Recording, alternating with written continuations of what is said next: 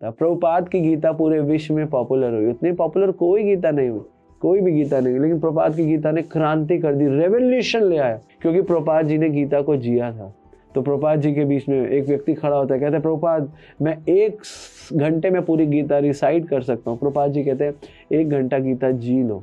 सारी दुनिया में यही प्रॉब्लम है, सारे विश्व की एक ही प्रॉब्लम है, सारा विश्व गीता में से सब कुछ ले लेता है, मैनेजमेंट ले लेता है ना, डिसिप्लिन ले लेता है, प्रैक्टिकल एप्लीकेशन ले लेता है, लेकिन भगवत भक्ति नहीं लेते। तो प्रभुपाद जी कहते थे आपने गीता से बहुत कुछ ले लिया, गीता से जो मुख्य चीज़ थी आपने नहीं ली, मैं वही आपको देने आया हूँ। को पता है एक स्त्री को प्रसन्न करने के लिए क्या है? सोना चांदी कपड़ा लत्था दे दो, स्त्री प्रसन्न हो जाती है। एक तर्की व्यक्ति को आप तर्क दे के प्रसन्न कर सकते हो, लेकिन एक वैष्णव को, एक गुरु को कैसे प्रसन्न कर सकते हो? केवल प्रश्न देकर और कुछ नहीं देके। तो इसलिए भगवान चाहते हैं आपके डाउट खत्म हो।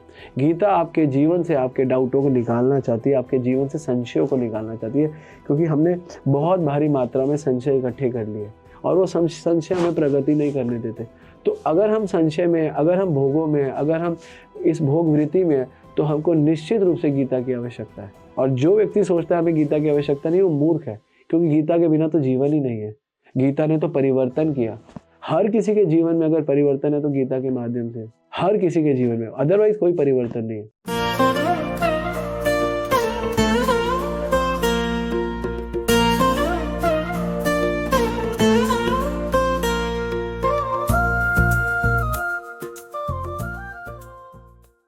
तो Gita is a gift of Krishna to complete to the whole universe. Actually पूरे यूनिवर्स को भगवान ने ये सुंदर सा उपहार दिया, और इसे उपहार देने के लिए भगवान ने अर्जुन को निमित्त बनाया। तो अर्जुन भी बहुत हमारे लिए वंदनीय है, क्योंकि अर्जुन के माध्यम से हमको गीता मिली। तो गीता एक्चुअली बोली गई बहुत पहले, लेकिन आज भी वो इतनी ही पॉपुलर है, उतनी ही शक्तिशाली है कि लोगों के जीवन को बदल सकती है, उनके जीवन में परिवर्तन ला सकती है।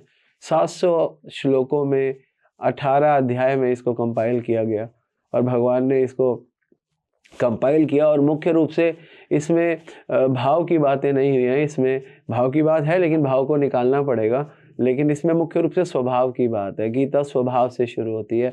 हमारे गंदे स्वभाव को शुद्ध करने का जो विषय है वो गीता है, क्योंकि बहुत गंदे है, हमारा स्वभाव बहुत गंदा है।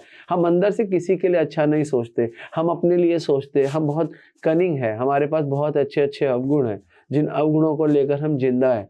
हम दूसरों से द्वेष करते हैं, हम दूसरों से ईर्ष्या करते हैं, हमें हर वस्तु चाहिए, हमें कोई फ़र्क नहीं पड़ता किसी के साथ क्या हो रहा है, हमें कोई फ़र्क नहीं पड़ता कि किसी को हम लूट रहे हैं, हमें कोई फ़र्क नहीं पड़ता कि हम किसी के लिए लड़ रहे हैं, हम बिल्कुल एक नॉर्मल व्यक्ति के स्तर पर आकर गीता सीखेंगे। और सभी ऐसे हैं। एक छोटा सा बच्चा भी एक चॉकलेट के लिए दूसरे बच्चे को थप्पड़ मार देता है। तो ये हमारी अपब्रिंगिंग है, क्योंकि हमारे संस्कार, हमारा स्वभाव ही यही है। तो गीता इसको बदलना चाहती है। हम वो बच्चे बनना चाहते हैं जिसके हाथ में चॉकलेट है, वो ये ना कहे कि मैं खाऊंगा, वो कहेगा आप खाओगे, मेरे पास टॉफी आप लोगे। तो ये ही चरित्र, इसको चरित्र कहते हैं, जब देने की भावना आती है। तो इसको ही, और गीता सनातन धर्म का सनातन धर्म का जो मेन फॉर्मूला है वो है सर्वे सुखिनः भवन्तु, और सर्वे सन्तु निरामय, किसी को दुख मत दो और सबको सुख दो। यही वास्तव में हमको करना है। तो इसके लिए हमको सुखी होना पड़ेगा, तभी सबको सुख देंगे। तो हम सुखी नहीं है, इसलिए हम किसी को सुख नहीं दे पा रहे, क्योंकि हम दुखी है इसलिए हम सबको दुख देते हैं। हम सुखी होंगे तो सबको सुख देंगे। जो हमारे पास है वो हम बांटते हैं।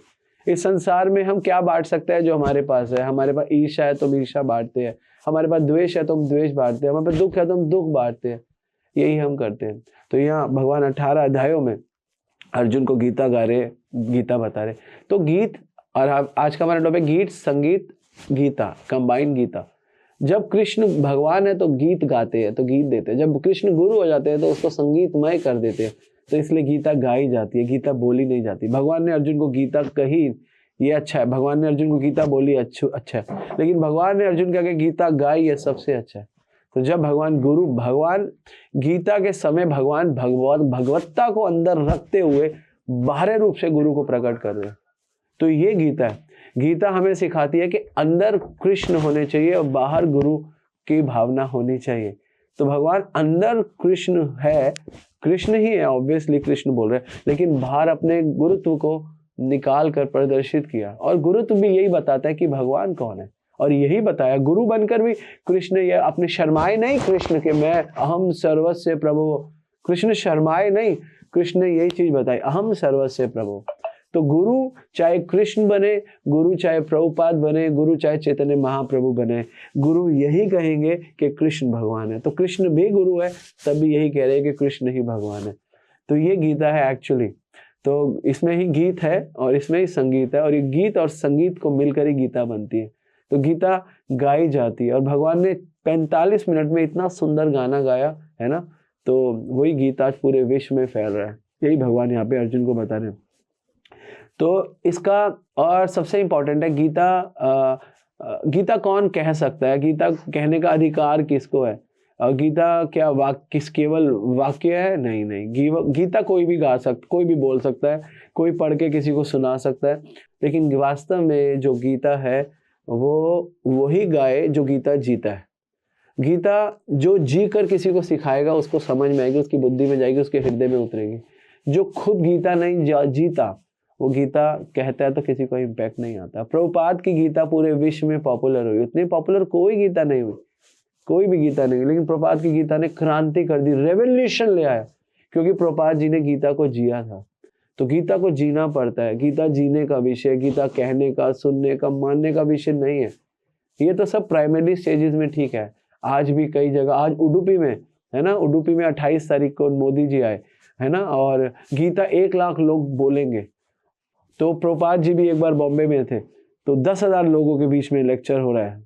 तो प्रभुपाद जी के बीच में एक व्यक्ति खड़ा होता है, कहता है प्रभुपाद मैं 1 घंटे में पूरी गीता रिसाइट कर सकता हूँ। प्रभुपाद जी कहते हैं 1 घंटा गीता जी लो। जो 1 घंटा गीता जी ले है ना, 1 मिनट गीता जी ले, 1 दिन गीता जी ले, वो वास्तव में गीता जानता है। जो गीता नहीं जी सकता, गीता नहीं समझ सकता, वो गीता को क्या किसी को बताएगा। तो गीता इसलिए प्रैक्टिकल एस्पेक्ट है, गीता एक विषय है, गीता जीवन शैली है, गीता हमारे जीवन जीने का वो है, मैनुअल है। इसलिए प्रभुपाद जी कहते थे गीता इज ए मैनुअल। और प्रभुपाद जी बाहर गए, पूरे विश्व को बदल दिया गीता के माध्यम से। प्रभुपाद जी बहुत धन लेकर नहीं गए थे, 40 रुपए, और वो सारा एकोमोडेशन और ट्रांसपोर्टेशन पता नहीं कहाँ, लेकिन 40 रुपए इंपॉर्टेंट थे, कहने के लिए इंपॉर्टेंट है, लेकिन उससे भी ज़्यादा इंपॉर्टेंट थे जो प्रभुपाद जी गीता लेकर गए, भागवत लेकर गए, उनसे पूरे विश्व को बदला।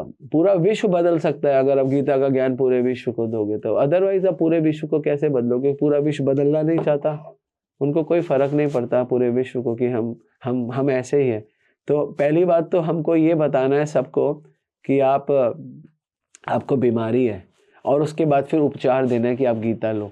पूरी गीता होनी चाहिए, और गीता का पूरा संस्करण होना चाहिए, और गीता की पूरी समझ होनी चाहिए, क्योंकि गीता नहीं आप समझोगे तो फिर आप कैसे गीता को बांटोगे?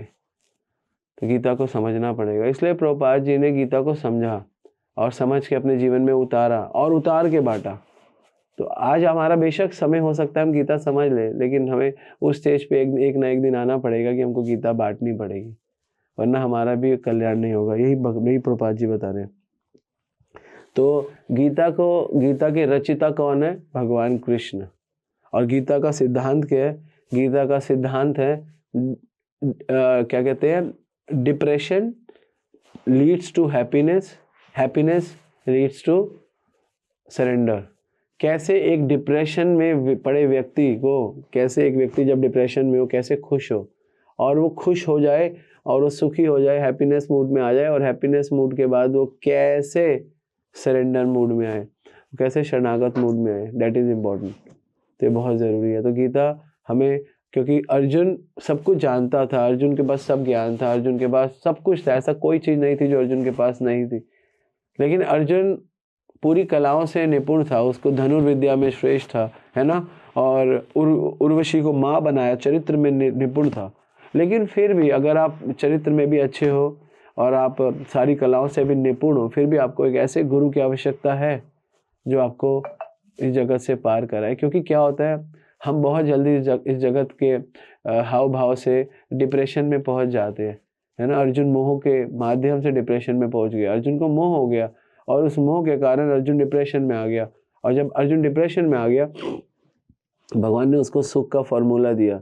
जब भगवान ने उसको सुख का फॉर्मूला दिया, फिर सुख के बाद भगवान ने बोला सुख के फॉर्मूले को प्राप्त कर लिया तो अब मेरे पे सरेंडर हो जाओ। क्योंकि सरेंडर हुए बिना ना सुख समझ में आएगा ना कुछ समझ में आएगा। तो गीता कैसे आपको सुखी होना है और कैसे आपको भगवान के प्रति शरणागत होना है, गुरु के प्रति शरणागत होना है कि और करते हुए आपको कैसे अर्पण करना है, पूरी गीता सिखाती है। गीता में बहुत सारी चीज़ें सीखने के लिए, लेकिन मुख्य चीज़ जो प्रभुपाद जी ने सिखाई गीता में से भक्ति को ले लो। सारी दुनिया में यही प्रॉब्लम है, सारे विश्व की एक ही प्रॉब्लम है। सारा विश्व गीता में से सब कुछ ले लेता है, मैनेजमेंट ले लेता है ना, डिसिप्लिन ले लेता है, प्रैक्टिकल एप्लीकेशन ले लेता है, लेकिन भगवत भक्ति नहीं लेते। तो प्रभुपाद जी कहते थे आपने गीता से बहुत कुछ ले लिया, गीता से जो मुख्य चीज़ थी आपने नहीं ली, मैं वही आपको देने आया हूँ, और डेट इज कॉल्ड भक्ति। तो गीता का मुख्य विषय भक्ति है ना। ब्रह्मबुद्ध प्रसन्न आत्मा न सोचती न कांचती सम सर्वेषु भूतेषु मद भक्ति लभते परम। उसको भक्ति लेनी पड़ेगी। तो डिप्रेशन से हैप्पीनेस, हैप्पीनेस से सरेंडर, ये गीता सिखाती है। 18 चैप्टर है गीता में, इस पे बिल्कुल कोई डाउट नहीं है, लेकिन 18 अध्यायों में 18 स्टेजेस हैं कि कैसे हम 4 स्टेजेस को पार कर सकेंगे। तो ये पूरे मुख्य रूप से 18 अध्याय में भगवान बता रहे। और गीता युद्ध भूमि पे बोली गई, that is the best point, because हम रोज युद्ध कर रहे हैं, हम माया के अगेंस्ट युद्ध कर रहे हैं, हम मन से युद्ध कर रहे हैं। सबसे बड़ा तो मन से युद्ध कर रहे हैं हम। मन से हम इतने, हमारा मन हमारे को परसेप्शन देता है। हमारा मन कैसा है, आज आपको एक व्यक्ति आपके दिमाग में आपका मन डालेगा कि ये बहुत अच्छा है, 3 दिन बाद मन डालेगा ये व्यक्ति बहुत बुरा है, 5 दिन बाद फिर वो मन डालेगा ये व्यक्ति बहुत अच्छा है, 10 दिन बाद फिर वो मन डालेगा कि व्यक्ति बहुत बुरा है। तो क्या वो व्यक्ति अच्छा है, क्या वो व्यक्ति बुरा है? वो व्यक्ति जो भी है उसको छोड़ दो, क्योंकि आप बुरे हो और आप अच्छे हो, ये हमें गीता दिखाती है। गीता हमें ये, जब भगवान चतुर्श्लोकी गीता बताएंगे तो उसमें बताया गया कि हमको जब जगत में कुछ अच्छा दिखता है, कुछ बुरा दिखता है, इसका मतलब हमारे अंदर ही अच्छा बुरा बहुत भारी मात्रा में। क्योंकि ऐसा हो कि सब अच्छे दिखे तो बहुत अच्छा है, और ऐसा हो कि बुरे बुरे दिखे तो भी बहुत अच्छा है। जब भगवान 16वां अध्याय बोलेंगे, उसमें हाजिर लेंगे 16वां अध्याय, तो यही 16वें अध्याय का कॉन्सेप्ट है और कुछ कॉन्सेप्ट नहीं है।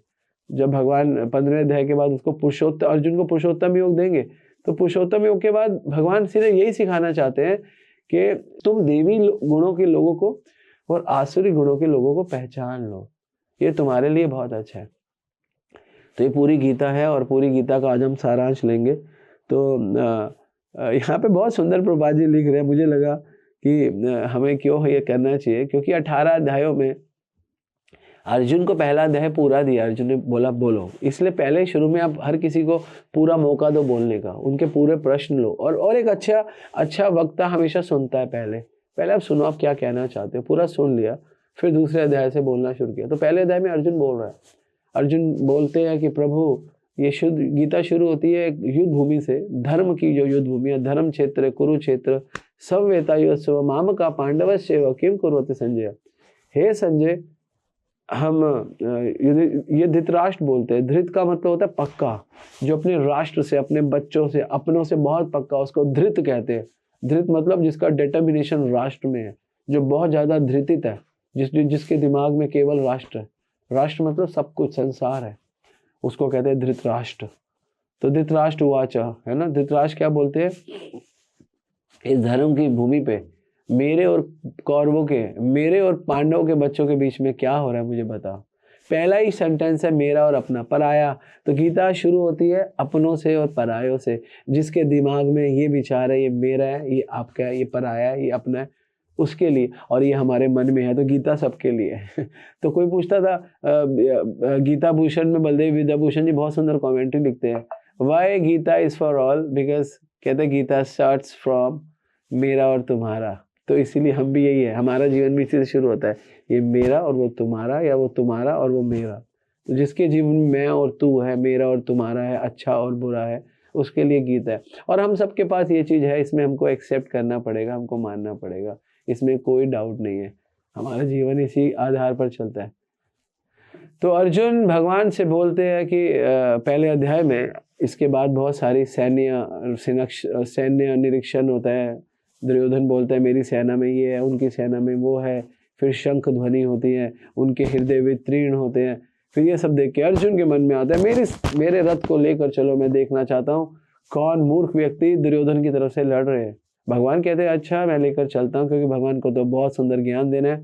अब भगवान कहते हैं अर्जुन के मन को कैसे द्रवित करूं, कैसे पिघलाऊं। अर्जुन तो युद्ध करने के लिए तैयार है। तो भगवान कहते हैं देखो भीष्म और द्रोण तुम्हारे सामने खड़े हैं, और भगवान उनके अंदर मोह दृष्टि दे देते हैं, जो हम सब में है, मोह दृष्टि। और मोह देखकर अर्जुन कहते हैं मैं युद्ध नहीं करूंगा, मैं, मेरे पिता है, मेरे माता है। तो अर्जुन एक नए धर्म की स्थापना करते हैं।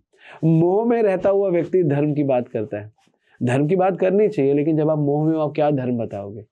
तो अर्जुन कहता है कि हम इनको नहीं मारेंगे, हम सोचते हैं इनको सब कुछ दे देते हैं, इनको मारेंगे तो सारे कौरव मर जाएंगे, हमारे लोग मर जाएंगे, तो सारे आदमी लोग मर जाएंगे, स्त्रियां रह जाएंगी, स्त्रियां दूषित हो जाएंगी, पराये मर्दों के साथ संग करेंगी, उनसे अवांछित संतानें होंगी, उनसे हमारा पिंडदान कौन करेगा, फिर हम नरक में जाएंगे। बहुत सुंदर एनालॉजी अर्जुन प्रकट कर रहे हैं, मतलब one of the best analogy. आप गीता पढ़ के कोई नहीं कह सकता कि अर्जुन की एनालॉजी गलत है, बिल्कुल करेक्ट है। लेकिन क्या एनालॉजी अर्जुन की करेक्ट है, वो भगवान और डिफाइन करेंगे कि अर्जुन की एनालॉजी करेक्ट तो है, लेकिन बिल्कुल करेक्ट हो नहीं सकती। उसके पीछे एक कारण है। अर्जुन धर्म और अधर्म की बात कर रहे हैं, लेकिन अर्जुन धर्म अधर्म के स्रोत्र को नहीं जानता। धर्म अधर्म का जो स्रोत्र है वो भगवान है और भगवान की इच्छा है। ये दो चीजें धर्म अधर्म का स्रोत्र है। तो चलो कोई बात नहीं, अभी अर्जुन नहीं जान रहा कि कृष्ण भगवान है, भगवान रिवील करेंगे। लेकिन अर्जुन को इतना धर्म अधर्म पता है कि दुर्योधन तो धर्मी नहीं है, इतना तो उसको पता है कि दुर्योधन तो धर्म का साथ देने वाला है नहीं, और दुर्योधन तो धर्मी है भी नहीं, इतना तो अर्जुन कंफर्म जानते हैं। फिर भी तो जब आपको पता है कि सामने वाला अधर्म कर रहा है और आप उसके अधर्म को बढ़ावा दे रहे हो, और अपने धर्म की रास्ते से, अपने धर्म के वाक्यों से, और सामने वाला अधर्मी है, अधर्मी को आप प्रमोट कर रहे हो, तो आप भी अधर्मी कर रहे हो। आपको लग रहा है आप धर्म कर रहे हो, बट आप धर्म नहीं कर रहे। मुख्य रूप से तो आप भगवान की बात नहीं मान रहे, तो वही अधर्म है। चलो कोई बात नहीं, आपको नहीं पता उस समय वो भगवान है, वैसे तो पता है, लेकिन चलो मान लिया नहीं पता, हम आपकी बात को ऊंचा करते हैं। लेकिन आपको ये तो पता है कि दुर्योधन अधर्म कर रहा है, वो बिल्कुल अधर्म कर रहा है। वो द्रौपदी का वस्त्र उतार रहा है, वो राज नहीं दे रहा, वो हमसे ध्रुव क्रीड़ा में हमको धोखे से हरा रहा है, हमारी सारी संपत्ति ली, हमको मारने के लिए ध्रुव क्रीड़ाएं कर रहा है, और हमको लक्ष्य ग्रह भेज दिया, बहुत कुछ किया, हमें वनवास करा रहा है, तो बहुत कुछ गलत कर रहा है। तो सब कुछ पता है, ऐसा नहीं पता। But the problem is Arjun मोह में आके धर्म और अधर्म को निकाल नहीं पा रहा, और मोह में आके केवल उसको दो व्यक्ति दिख रहे हैं, वो है भीष्म और द्रोण, और उनके द्वारा किया गया जीवन भर का प्रेम, उनके द्वारा किया गया जीवन भर का मोह। और वो मोह बाकी सबको भाई दिखा रहा है, बाकी सबको बहन दिखा रहा है, पुत्र दिखा रहा है, पौत्र दिखा रहा है, मामा दिखा रहा है, भांजा दिखा रहा है, बहुत कुछ दिखा रहा है, लेकिन मुख्य रूप से नहीं देख पा रहा कि दुर्योधन अधर्म कर रहा है। जब भी कभी हम धर्म और अधर्म में अधर्म नहीं देख पाते, मैं हमेशा बोलता हूँ और प्रपात हमेशा बोलते हैं, जो मैं बोल रहा हूँ प्रपात की शब्द है कि धर्म उतना करो जो आपकी यथाशक्ति, अधर्म पूरा छोड़ दो। तो दुर्योधन को पूरा हटाना पड़ेगा भाई, वो अधर्मी है, वो सारे गलत काम करता है, उसमें कहीं से लेके कहीं तक कोई गुंजाइश ही नहीं है, क्योंकि वो उस लायक ही नहीं है कि उसको गुंजाइश दी जाए। तो अर्जुन बड़ी बड़ी बातें कर रहे हैं और भगवान को मोहित कर रहे हैं, खुद मोहित है और भगवान को मोहित कर रहे हैं, लेकिन भगवान ने कोई रिस्पॉन्स नहीं दिया, भगवान ने कोई उसके विषय पे गंभीरता नहीं दिखाई। तो अर्जुन के मन में डाउट आया। अर्जुन जानते हैं कि कृष्ण त्रिकालदर्शी, अर्जुन जानते हैं कृष्ण बहुत इंटेलिजेंट है, लेकिन एक अच्छा भक्त समझ जाता है कि एक बुद्धिमान व्यक्ति को कैसे प्रसन्न किया जा सकता है। एक बुद्धिमान व्यक्ति को, आपको पता है एक स्त्री को प्रसन्न करने के लिए क्या है, एक स्त्री को प्रसन्न करो, उसको सोना चांदी कपड़ा लत्था दे दो, स्त्री प्रसन्न हो जाती है। एक तर्की व्यक्ति को आप तर्क दे के प्रसन्न कर सकते हो, लेकिन एक वैष्णव को, एक गुरु को कैसे प्रसन्न कर सकते हो? केवल प्रश्न देकर और कुछ नहीं देके, पूछ कर। तो अर्जुन ने सोचा कृष्ण मुझसे प्रसन्न नहीं है, और अब अर्जुन सीखना चाहते हैं। तो सीखने में अर्जुन ने सीखने की प्रयास किया, भगवान का रिएक्शन देखा, भगवान का रिएक्शन कुछ नहीं। दूसरा अध्याय शुरू किया, दूसरे अध्याय के दूसरे श्लोक में भगवान ने डांट दिया। भगवान कहते हैं कुतस्वा कश्मीलम विश्वमे समवस्थितम अनार्य दुष्टम अस्वर्गम अनार्य दुष्टम अस्वर्गम अकीर्तिम कर्मण अर्जुन। हे अर्जुन, तू अनार्य की बात कर रहा है। अगले श्लोक में, तीसरे श्लोक में बोलता है तू नपुंसक की बात कर रहा है। पूरा डाटा, आप किसी को नपुंसक कह दो, ये बहुत बड़ी गाली है। आप किसी को कोई गालियां दो और सीधा को तू नपुंसक है, और वो व्यक्ति को कह रहे हो नपुंसक है जो वास्तव में बलशाली है। जो नपुंसक है ही नहीं, लेकिन भगवान ने उसको नपुंसक बोल दिया, उसको अनार्य बोल दिया। अनार्य मतलब तुम्हें शरीर आत्मा का कोई ज्ञान नहीं है, मतलब तुम मूर्ख हो। भगवान ने मूर्ख बोल दिया और नपुंसक, दो बड़े शब्द बोल दिए अर्जुन को। इसको कहते हैं डांट मारी। तो गीता की शुरुआत डांट से, गुरु शुरू करते हैं डांट से, तो डांट से गीता शुरू हुई है। भगवान ने डांट दी। तो सीखने के लिए सबसे पहली चीज डांट होनी चाहिए। आपके जीवन में डांट बहुत जरूरी है अगर आपको सीखना है। अगर आप डांट से भाग गए, आप कभी नहीं सीख पाओगे। इसलिए आपको कभी कोई अच्छा लगेगा, कभी कोई बुरा लगेगा, क्योंकि आपको डांट अच्छी नहीं लगती। जिसको डांट अच्छी लगती है उसको सब अच्छा लगता है, और गुरु की डांट बहुत अच्छी है। और पहले शुरुआत हुई डांट से, डांट के बाद नॉलेज, और नॉलेज के बाद समर्पण, अर्पण करना। तो इसलिए अगर आपको सीखना है तो आपको 3 चीजें सीखनी है हमेशा सीखने में। पहली चीज, आपको डांट सहनी पड़ेगी। दूसरी चीज, आपको ज्ञान लेना पड़ेगा। और तीसरी चीज यहाँ पे बताते हैं कि आपको समर्पण होना पड़ेगा। बिना समर्पित हुए आप कुछ नहीं सीख सकते, बिना ज्ञान लिए आप कुछ नहीं सीख सकते, और बिना डांट खाए आप कुछ नहीं सीख सकते। और डांटने वाला अगर आपको डांट रहा है तो वो आपको डांट रहा है, उसका कोई वेल्थ नहीं होना चाहिए। ऐसा नहीं फालतू में आपको डांट दे, है ना, ऐसा होता है। लेकिन गुरु कभी कभी फालतू में भी डांट दे तो वो भी प्योरिफिकेशन है। लेकिन जनरली गुरु फालतू में नहीं डांटते, जनरली नहीं डांटते, लेकिन फिर भी कभी कभी चेक करने के लिए डांट देते हैं कि शरणागति का स्तर क्या है, पता चलता है कि कौन कितना शरणागत है ना। तो डांट खानी चाहिए। वो बड़े भाग्यशाली शिष्य है जिनको डांट पड़ती है।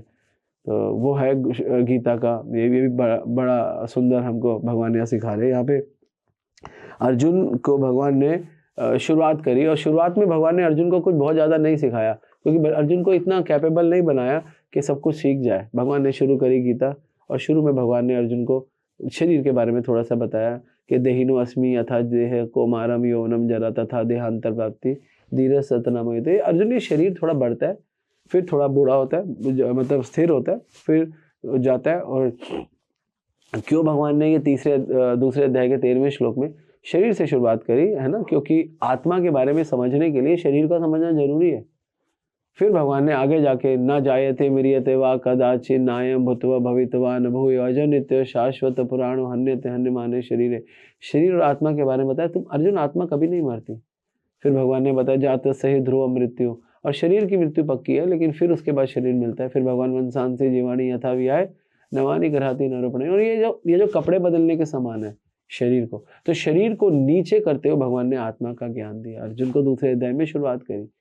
और यहाँ पे पॉइंट उठ सकता है कि वाई कृष्णा इज ऑफरिंग आत्मा का ज्ञान। आत्मा का ज्ञान क्यों जरूरी है? क्योंकि हमारी स्पिरिचुअल जीवन आत्मा के ज्ञान से ही शुरू होती है। और आत्मा का ज्ञान हमें सबसे बड़ी चीज क्या देता है? आत्मा का ज्ञान हमें कॉन्फिडेंस देता है। हमें जीने के लिए कॉन्फिडेंस चाहिए, हमें सुख चाहिए, हम फिर शरीर के स्तर से उठ जाते हैं। फिर हम ये आत्मा के ज्ञान से हम ये नहीं सोच सकते हम मोटे हैं तो इस पर कॉन्सेंट्रेशन कम हो जाता है, हम सुंदर है तो इस पर कॉन्सेंट्रेशन कम हो जाता है, हमारे बाल थोड़े अच्छे नहीं है तो इस पर कॉन्सेंट्रेशन कम हो जाता है, फिर हमारा कद छोटा है तो उस पर कॉन्सेंट्रेशन कम हो जाता है, हमारा कद बहुत ज़्यादा लंबा हो गया तो कॉन्सेंट्रेशन कम हो जाता है। तो आत्मा का ज्ञान देने का मेन कारण यही था कि हम जो छोटे छोटे शरीर के कॉन्सेंट्रेशन पे बहुत ज़्यादा इन्वॉल्व रहते हैं उससे बाहर आए, और जब आत्मा के बारे में आए तो आत्मा के बारे में समझे। आत्मा का ज्ञान बहुत इंपॉर्टेंट है। यहाँ पे भगवान वही बता रहे हैं, आत्मा का ज्ञान से व्यक्तित्व समझ सके, व्यक्तित्व अपने बारे में समझ सके, ठीक है ना। और आत्मा का ज्ञान हमें अग्रसर करेगा कर्म की ओर, क्योंकि हम जब अपने आप को आत्मा समझेंगे तो हम कर्म की ओर अग्रसर होंगे। और फिर भगवान तीसरे अध्याय में कर्म बता रहे हैं, हम 4 प्रकार से कर्म कर सकते हैं। हम इंद्रियों से कर्म करते हैं, हम मन से कर्म करते हैं, बुद्धि से कर्म करते हैं, आत्मा से भी कर्म करते हैं। तो एक निष्कृष्ट व्यक्ति हमेशा इंद्रियों से कर्म करता है। जो इंद्रियों से कर्म करता है वो खुद भी दुखी रहता है, दूसरे को भी दुखी करता है बहुत ज्यादा, जो इंद्रियों से करता है ना। और जो फिर मन से कर्म करता है, जो मन से कर्म करता है वो अपने को बहुत दुखी करता है ना। देखते ज्यादातर लोग मन में मेरे को ना इसी में लगे रहते हो, क्योंकि वो मन से कर्म कर रहे हैं। और कुछ लोग बुद्धि से कर्म करते हैं। जो इंद्रियों से करता है दोनों को दुख देता है, जो मन से करता है कम से कम अपने को दुख देता है, और जो बुद्धि से करता है वो अपने को सुख देता है या नहीं देता पता नहीं, लेकिन दुख नहीं देता। बुद्धि लगाता है और सत्वगुण में आने का प्रयास करता है। अपने को सुख देगा नहीं देगा पता नहीं, क्योंकि सुख नहीं दे सकता, क्योंकि सुख तो भगवान के आने से होता है। अपने को दुख से निकालता है, ध्यान में जाता है, संसार के दुख से बाहर निकालता है। और लेकिन जो आत्मा से आता है वो अपने को भी सुख देता है भगवान को भी सुख देता है और सबको सुख देता है। तो भगवान कर्म करने के लिए लॉजिक बता रहे हैं, इंद्रियाणि पराणि आहु, तो इंद्रियों से अच्छा है पराणि आहु। तो फिर इंद्रियभ्य परो मन, मनस्तु परः बुद्धि और बुद्धिस्तु परस्त सह। तो कैसे भगवान बताए, इंद्रियों से ऊंचा है मन, मन से ऊंची है बुद्धि और बुद्धि से ऊंची है आत्मा। भगवान एक सुंदर सा डिफाइन एक स्टैंडर्ड हमको डिजाइन करके देते हैं। ये अर्जुन को समझा रहे हैं, क्योंकि अर्जुन को जरूरी है समझाना, क्योंकि अर्जुन अभी डिलेमा में है, अर्जुन मोह में है। तो ये गीता मोहित व्यक्ति के लिए कही गई है। तो चौथे अध्याय में भगवान अर्जुन को बोलते हैं कि अर्जुन कुछ होता है आवश्यक ज्ञान, ये आत्मा का आवश्यक ज्ञान, और आवश्यक ज्ञान के साथ कर्म करना बहुत जरूरी है। अगर तुम आवश्यक ज्ञान के साथ कर्म नहीं करोगे तो तुम मुख्य ज्ञान की तरफ प्रेरित नहीं होगे। आप समझ रहे हो, आपको आत्मा का ज्ञान है और आप अब कर्म करोगे, मैं आत्मा हूं तो थोड़ा बहुत जानने का, तो आवश्यक ज्ञान प्लस कर्म प्लस मुख्य ज्ञान, मुख्य ज्ञान मतलब शास्त्रों का ज्ञान, ये तीनों चीजें जब मिलती है तब यथारूप ज्ञान होता है। और जब ये तीनों चीजें नहीं मिलती तो संचित ज्ञान होता है, संशय का ज्ञान, विपरीत ज्ञान, है ना, और भोग ज्ञान, सारा उल्टा सीधा ज्ञान होता है। तीन ज्ञान की श्रेणियां बताइए, एक बताइए विपरीत ज्ञान, एक बताइए यथारूप ज्ञान, और एक बताइए आपका संचित ज्ञान। इसके अंदर सब कुछ आ जाता है, भोग ज्ञान, सब कुछ। तो जनरली हम लोग इस जगत में आके आवश्यक ज्ञान की तरफ नहीं जाते, आत्मा की तरफ, और क्योंकि वो नहीं है तो फिर कर्म हमारे सही नहीं होते। अब वो कर्म नहीं होते तो मुख्य ज्ञान की तरफ नहीं जाते, शास्त्रों का ज्ञान, इसलिए हम यथारूप नहीं हो पाते। तो गीता यथारूप क्यों है प्रभुपाद जी की? प्रभुपाद जी ने सबसे पहले इसी चीज को प्रमोट किया। प्रभुपाद जी बाहर गए, कीर्तन किया, हरि नाम दिया और सबको समझाया कि हम शरीर नहीं, हम आत्मा है। और फिर हमको कर्म करना सिखाया, ऐसे ऐसे करना है, इंद्रियों से करना है, मन के लेवल पे आके करना है, बुद्धि के लेवल पे आके करना है, या फाइनली आत्मा के लेवल पे आके करना है। कर्म तो आपको आत्मा के लेवल पे आके करना ही पड़ेगा, तभी आप सुखी रहोगे, वरना आपको सुखी रहने का कोई चांस नहीं है दूर दूर तक। फिर भगवान ने बताया, और ये पूरा गीता करना इट्स डिफिकल्ट। अभी तो 3 अध्याय पे पहुंचे, चौथे अध्याय पे पहुंचे, तो भगवान अर्जुन को एक डिलेमा से निकाल के एक सरेंडरनेस तक लेकर आ रहे, एक सुख स्थिति पे लेकर आ रहे, जहाँ पे केवल सुख ही सुख है। तो यहाँ पे भगवान अर्जुन को समझा रहे हैं। फिर भगवान अर्जुन को बताते हैं कि अर्जुन एक्चुअली ये गीता हम गा रहे हैं, गीता बहुत इंपॉर्टेंट है, गीता क्योंकि जीवन शैली है, तेरे को ज्ञान हो गया, अब ये ज्ञान तुमको है और तुमने शास्त्रों का, यहाँ पे भगवान बता रहे हैं, तुमने इस्तेमाल नहीं किया, अभी इस्तेमाल करना है। क्योंकि ज्ञान का वास्तविक इस्तेमाल क्या है? ज्ञान का वास्तविक इस्तेमाल गीता बताती है कि अगर आपको ज्ञान है और सही ज्ञान है, आपको यथारूप ज्ञान है, तो ज्ञान का सबसे सुंदर इस्तेमाल है, एप्लीकेशन तो है ही है, इस ज्ञान का वितरण।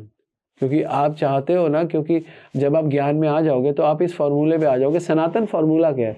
जैसे सनातन धर्म है कि हम शरीर नहीं, हम आत्मा है ना, और हमारा भगवान के साथ सनातन संबंध है। तो सनातन इक्वेशन क्या है, सनातन फॉर्मूला क्या है, और सनातन का असली व्यक्तित्व क्या है? सनातन का असली व्यक्तित्व है सर्वेन सुखिनः भवन्तु। इसलिए भगवान 5वें अध्याय में अर्जुन को बोलते हैं, अर्जुन ये ज्ञान बहुत अच्छा है, लेकिन इस ज्ञान से सबका कल्याण होना जरूरी है। लभन्ते ब्रह्म निर्वाणम ऋषय क्षीण कल्मष। और ऐसा ज्ञान लो अर्जुन, ऐसा ज्ञान लो, ऐसी एप्लीकेशन करो, सारे पाप हट जाए, छिन्न वेदा यत आत्मा, और बिल्कुल पवित्र हो, और सर्वभूत हिते रत, और सबके हित के लिए कार्य करो। तो 5 जो कृष्णा भावना अमृत कर्म है वो सबके सुख के लिए है। हमें उस अध्याय में भगवान बोलते हैं कि कैसे तुम संत बनोगे, कैसे तुम क्या शब्द है उसमें, बहुत सुंदर शब्द है, साधु को एक बहुत सुंदर संत क्या बोला गया, एनीवे एक सुंदर भक्त बनोगे। तो भगवान बताते हैं, लेकिन होता क्या है जनरली, आगे भगवान बताते हैं कि सुख हमको, जब हम लोगों को सुख देना शुरू करते हैं, जब हम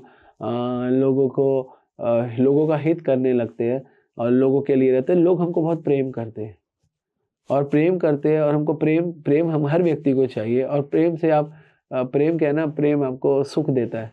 और सुख में एक छोटा सा प्रॉब्लम है, सुख में ये प्रॉब्लम है, सुख कहीं ना कहीं आपको बांध लेता है ना। यहाँ पे भगवान लिख रहे हैं कि अगर आप सुख में बंध गए तो बड़ा खतरनाक है। तो भगवान कहते हैं सुख आएगा, जब आप कृष्णा भावना अमृत कर्म करोगे सुख आएगा, लेकिन आपको बंधना नहीं है।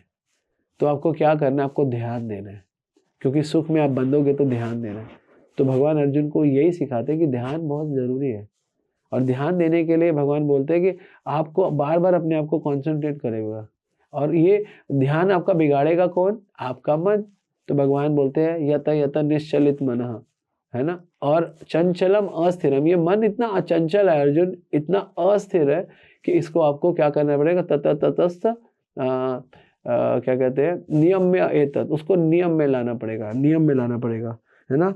और आत्मनि वशम नहीं, तो उसको वश में करना पड़ेगा।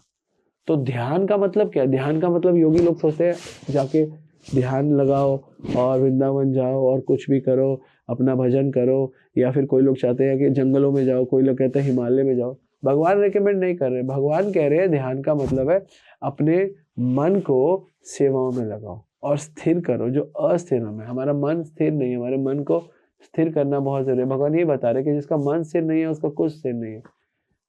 तो 6 अध्याय में भगवान ने संबंध ज्ञान के बारे में बताया, अपने से संबंध कैसे बना सकते हैं, कर्मों के माध्यम से, ध्यान के माध्यम से, ज्ञान के माध्यम से, आत्मा के ज्ञान के माध्यम से हम भगवान से संबंध बना सकते हैं। संबंध बनने के बाद उस संबंध को चलाना पड़ता है। इसलिए भगवान बता दे मन को नियम में लाने के लिए बहुत सारे तरीके हैं, क्योंकि आपने मन को नियम में लाना है। भगवान कह रहे हैं इसको नियम में लाओ। तो नियम में सबसे सुंदर तरीका है, भगवान बोलते हैं 7वें अध्याय में, मई आसक्त मना पार्थ योग जो योजना मत आश्रय, मेरा आश्रय ले ले और मुझ में मन लगा ले। अर्जुन तेरा तू ये करेगा तो तेरा मन मुझ में लग जाएगा। तेरे को यही नियम, हम सोचते हैं बड़े बड़े नियम करेंगे, भगवान कहते हैं नहीं। भगवान बोलते हैं संशय, और तुम्हारे सारे संशय समग्रम एवं सारे संशय तुम्हारे चले जाएंगे। और क्या करना पड़ेगा? ज्ञान लेना पड़ेगा, तत्क्षेणु, और सुनना पड़ेगा।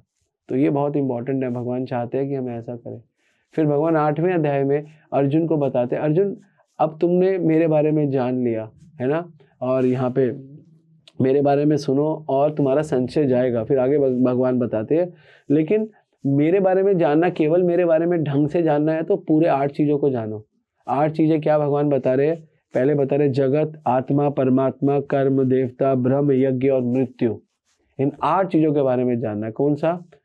यज्ञ, मृत्यु, ब्रह्म, देवता, कर्म, परमात्मा, आत्मा और जगत। ये 8 चीज़ों के बारे में एग्जैक्टली जानो और उनमें से बाहर निकलो। और कैसे बाहर निकलना है अब भगवान बताते हैं कि 8 चीज़ों में अगर जान लिया, इन 8 चीज़ों को जानने के लिए भगवान कहते हैं ये 8 चीज़ों को अर्जुन एक व्यक्ति जान सकता है, वो है तुम।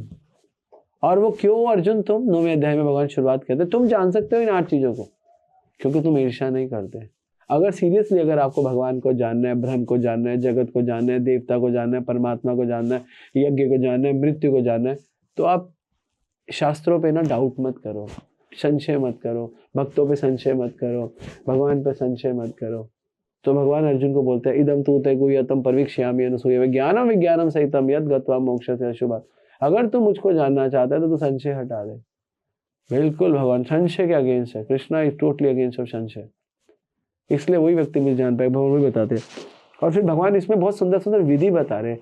अब आप भगवान को जान गए तो भगवान खुशी खुशी विधि बताते हैं, क्योंकि भगवान को अच्छा लगता है जब कोई भगवान को जानना चाहता है। जब कोई भगवान को जानने के लिए आगे बढ़ता है तो भगवान 9वें अध्याय में अर्पण विधि बता रहे हैं। तत्कुरुष मत अर्पणम, अर्पण विधि बता रहे है ना।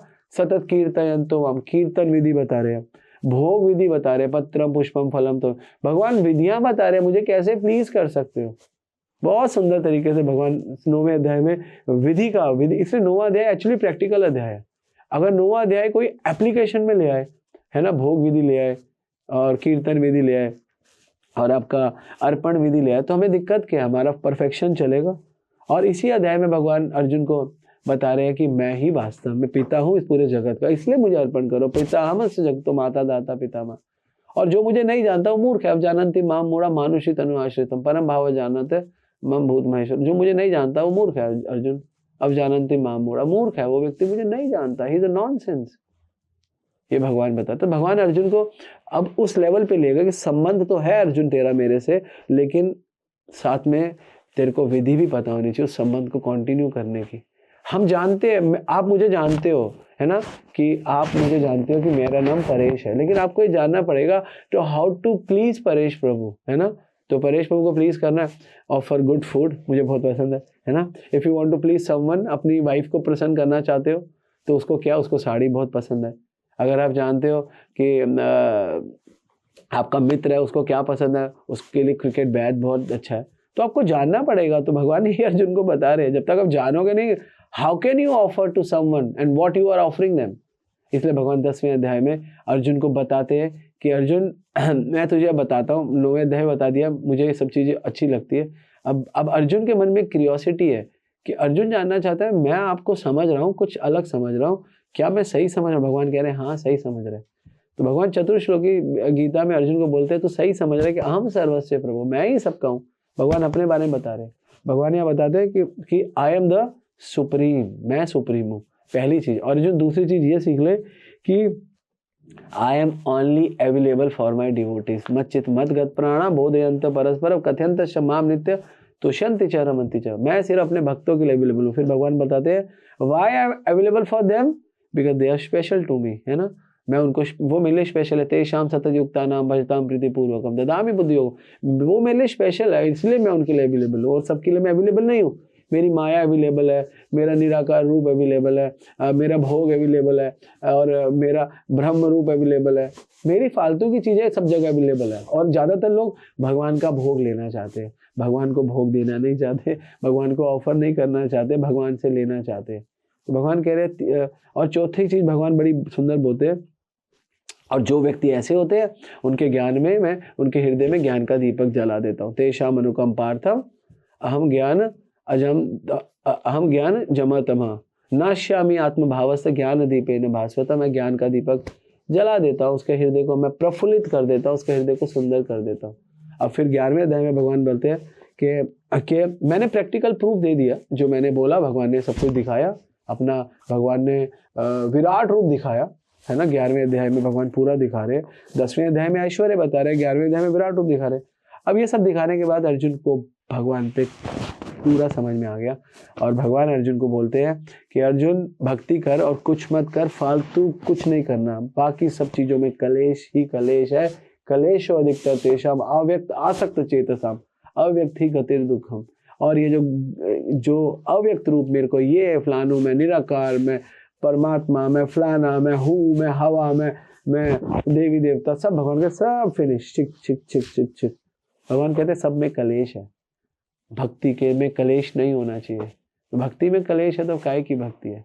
तो भक्ति योग में कलेश शब्द डाला, क्योंकि भक्ति योग मतलब भक्ति, सिर्फ भक्ति, इसलिए भगवान कलेश का शब्द डाल रहे हैं अर्जुन को, कि जो भी कुछ करते हैं सब कलेश करते हैं। तो इसलिए जो भक्ति नहीं करता वो कलेश करता है। तभी तो भगवान 12वें अध्याय में भक्ति योग में बोल रहे हैं सब कलेश करते हैं, सब कलेश करते हैं, सब कलेश करते हैं। क्यों? क्योंकि भक्ति नहीं करते। इसलिए भगवान बोले जो भक्ति नहीं करता वो वास्तव में कलेश करता है, वो मुझे नहीं समझ सकता, वो मेरे से बहुत दूर है। फिर भगवान जब अर्जुन को भक्ति योग बोल देते हैं तो 13वां और 14वां अध्याय भगवान बोलते हैं भक्ति करते करते प्रॉब्लम आएगी। 13वें अध्याय में भगवान बोलते हैं अंदर से प्रॉब्लम आएगी, है ना, चेतना, है ना, प्रकृति, चेतना, पुरुष, अंदर से प्रॉब्लम आएगी, है ना, आपको प्रॉब्लम। और 14वें अध्याय में प्रकृति के 3 गुणों से भी प्रॉब्लम आएगी, ऐसा नहीं है। तो इसलिए भगवान कह रहे हैं दोबारा 9वां अध्याय रिपीट करो। 15वां अध्याय is a repetition of 9th chapter.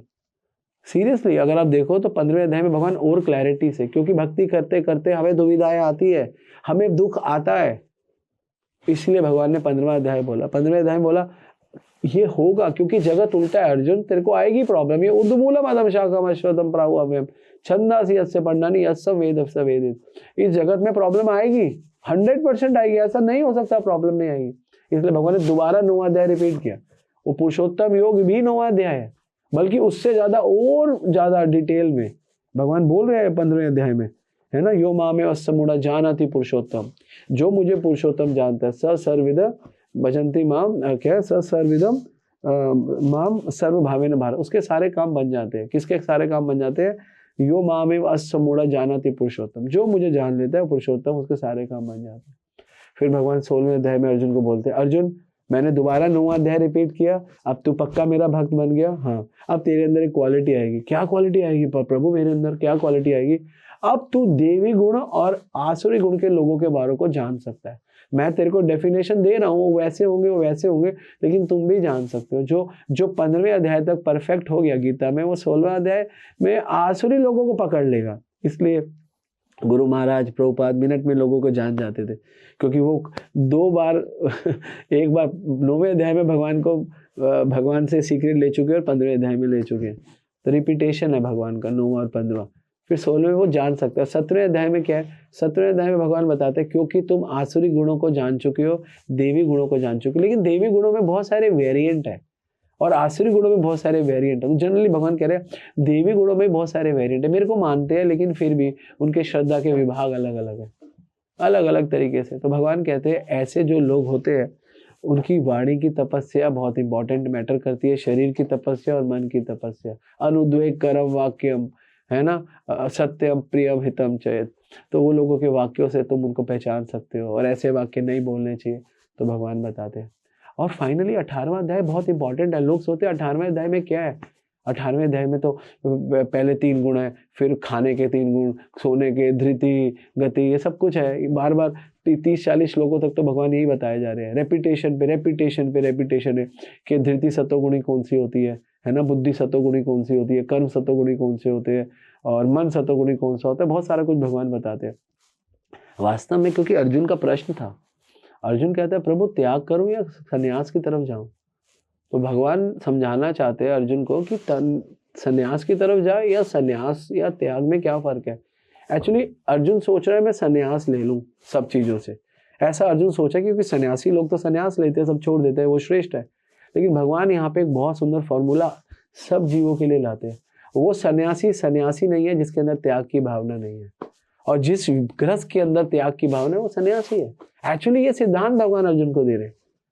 तो सन्यास बड़ा है या त्याग बड़ा है, ये क्वेश्चन में ये सारी चीजों का सन्यास नहीं करना, गलत चीजों का त्याग करना है। ये 18वां अध्याय, इसलिए तीनों चीजें बता रहे हैं, सतोगुणी, रजोगुणी, तमोगुणी। सतोगुणी, रजोगुणी, तमोगुणी, क्योंकि आपको पता चले कि सन्यास क्या है। लोग कर्मों से सन्यास ले लेते हैं। नहीं, योगी कर्म कुर्वन्ति संग त्यक्त्वा आत्मशुद्धया। योगी तो कर्म करता है भैया, सन्यास नहीं लेता, लेकिन कर्म के फलों की जो आसक्ति है उससे सन्यास ले लेते हैं।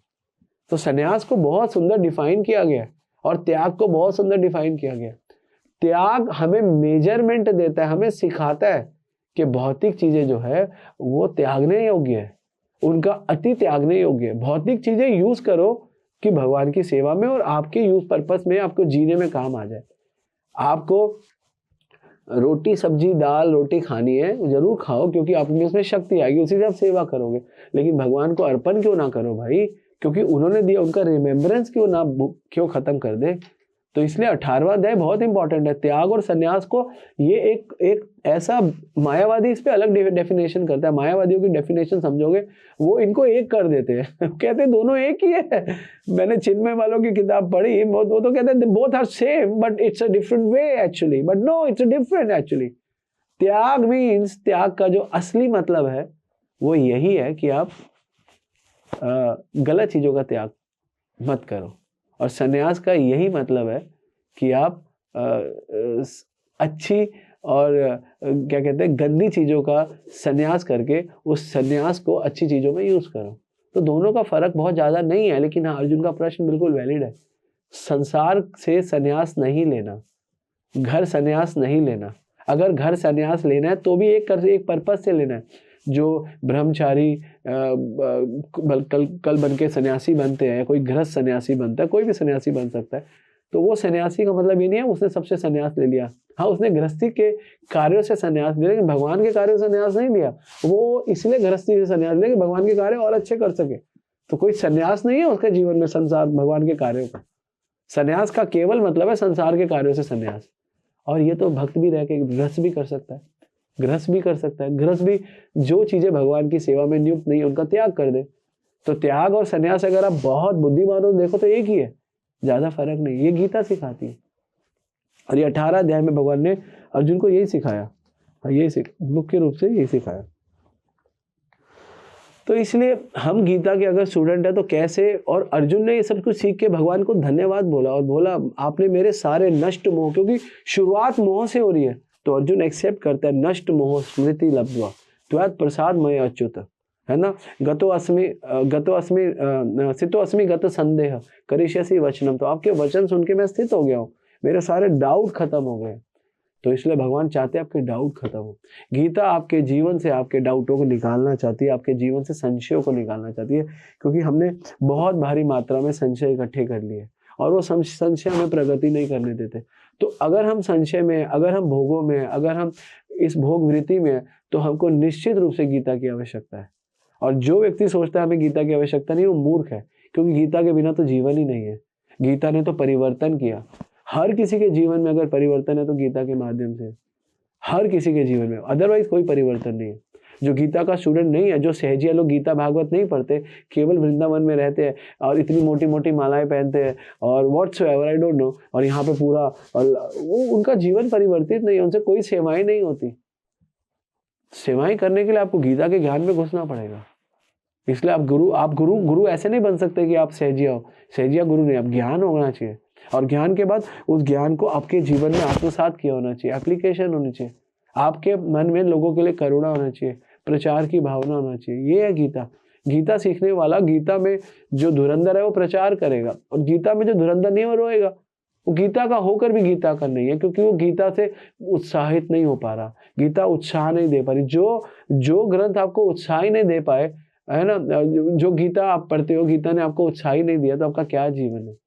तो गीता उत्साह देती है, गीता ही गुरु भक्ति देती है, क्योंकि गीता से आप कृष्ण के व्यक्तित्व को समझोगे कि कृष्ण गुरु बनने के लिए आतुर थे, आतुर हुए, मैं गुरु बन के ज्ञान देना चाहता हूँ। तो गुरु की वैल्यू गीता से पता चलती है। तभी तो कहते हैं ना, गुरु के पास जाओ, आत्मनिवेदन तत्विद्धि प्रणिपातेन परिप्रश्नेन सेवया उपदेशन्ति ते ज्ञानम ज्ञानम तत्वदर्शिनम। उसी से आप आत्मदर्शन कर पाओगे गीता का, उसी से आप गीता को समझ पाओगे, वरना आप गीता को नहीं समझ पाओगे और गीता आपके रेंज से बाहर चली जाएगी। तो गीता को समझने के लिए आपको सब कुछ करना पड़ेगा, ठीक है ना। ठीक है, तो यहीं पे इसको वाइंड अप करते हैं। हरे कृष्णा।